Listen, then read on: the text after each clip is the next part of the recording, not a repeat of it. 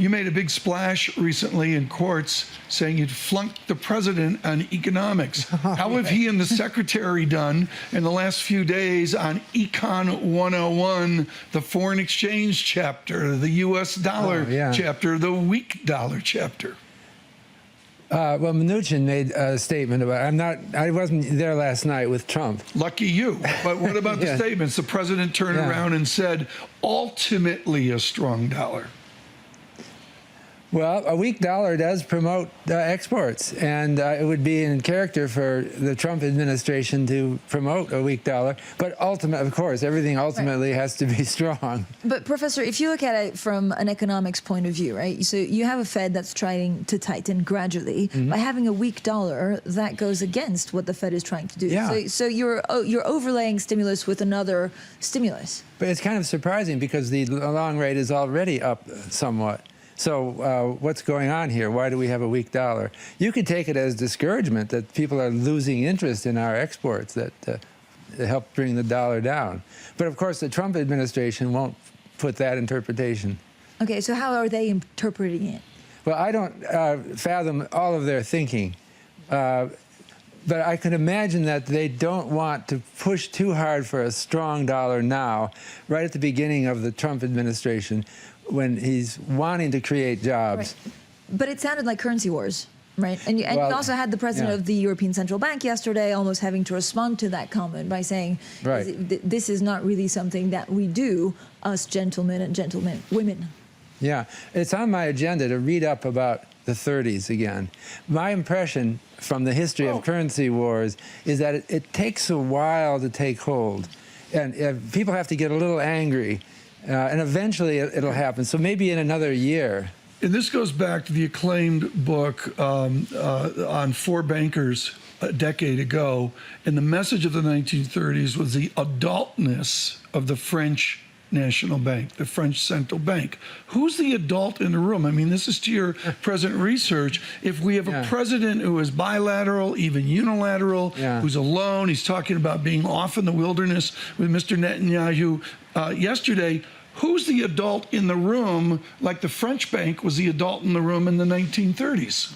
Well, I heard Gary Cohn speak at, what was it, some event in Washington recently, and I was struck that he's a perfectly reasonable man.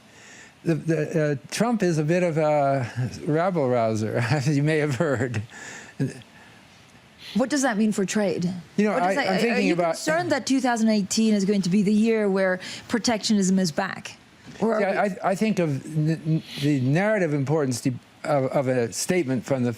depends on the contagiousness of it. I'm thinking back to the stock market crash, the biggest ever, one day, October 19th, 1987. And as that was happening, there were people looking around for what caused this. And the modern mentality is it must be a good reason. Well, one of the things I distinctly remember from that day, I still remember that day, was that Treasury Secretary Baker said something, I'm trying to remember what he said about the dollar. People will search around and try to make these things important because, but what's actually changing is the market psychology.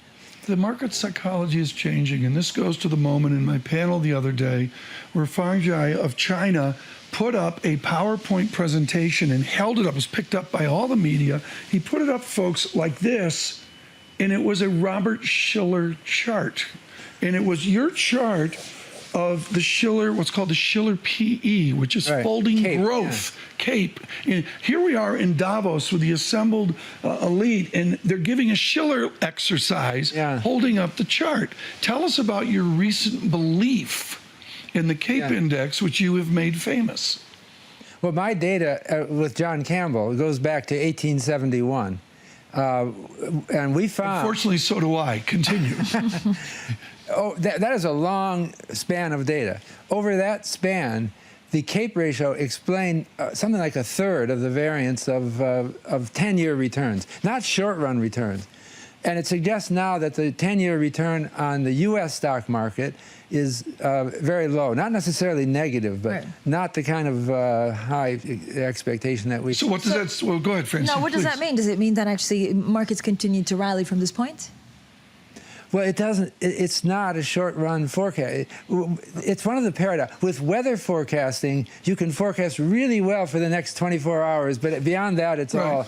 But it's reversed for forecasting the stock market. You can't forecast what it's going to do. So what does it forecast? It's forecasting weak performance over the next decade.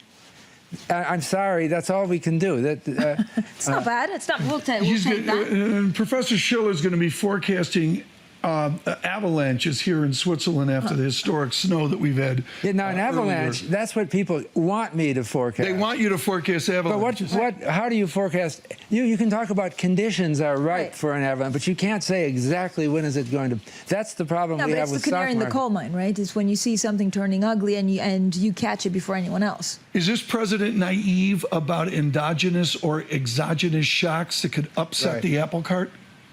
Yeah, now the question is what drives the stock market or the high levels of confidence that we're seeing around the world today? I think this is one of the least conspicuous successes of the. It's not as we don't know what drives these things. Okay.